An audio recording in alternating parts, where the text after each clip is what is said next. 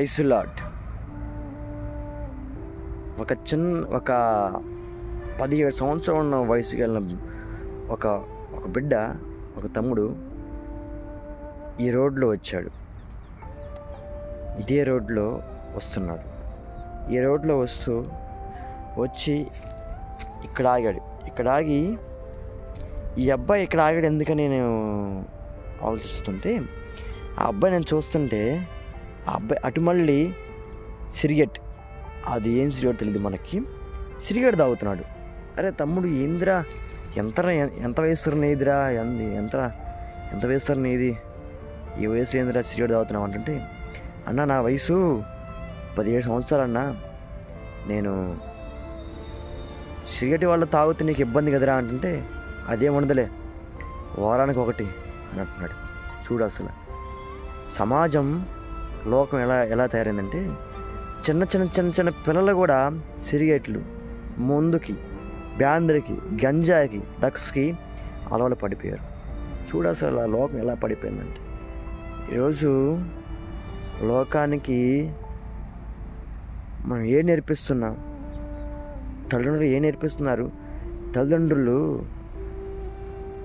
ఒకవేళ నువ్వు తల్లిగా ఉండవా, తండ్రిగా ఉండవా? తండ్రిగా ఉంటే నువ్వు చేస్తున్న పని నీ కుమారుడు చేయడానికి గ్యారెంటీ ఉందా? బ్రదర్, నువ్వు చేస్తున్న పని నీ కుమారుడు చేయడానికి గ్యారెంటీ ఉందా?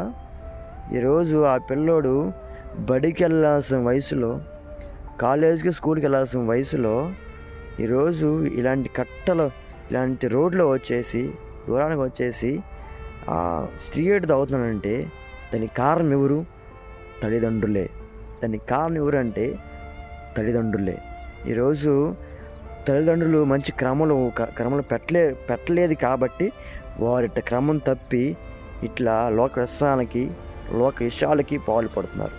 ఈరోజు ఒకవేళ తండ్రిగా ఉన్నావా, నీ కొడుకు ఎలా ఉన్నాడో, నీ కొడుకు ఎలా జీవిస్తున్నాడో, ఎలా ఉన్నాడో, లోకంలో ఉన్నాడా, దేవుని భక్తిలో ఉన్నాడా, లేకపోతే దేవుని పరిచర్య చేస్తున్నాడా, బైబిల్ చదువుతున్నాడా, ఫోన్ ఆడుతున్నాడా అనే సంగతి నువ్వు గమనించుకోవాలి. ప్రియ సోదరి, సోదరుడా, బ్రదర్, నువ్వు షార్ట్కి వెళ్ళి సిగరెట్ తాగుతున్నావు. ఆ సిగరెట్ తాగేది నీ కుమారుడు చూస్తున్నాడు. నీ కుమారుడు చూస్తుంది కాక నీ కుమారుడు కూడా నిన్ను చూసి నేర్చుకుంటున్నాడు. బ్రదర్, ఆలోచించు. నీ కుమారుడు నువ్వే పాడు చేస్తున్నావు. ఒకసారి గమనించి నీ కుమారుని మంచి దారిలో పెట్టు. ఆమేన్.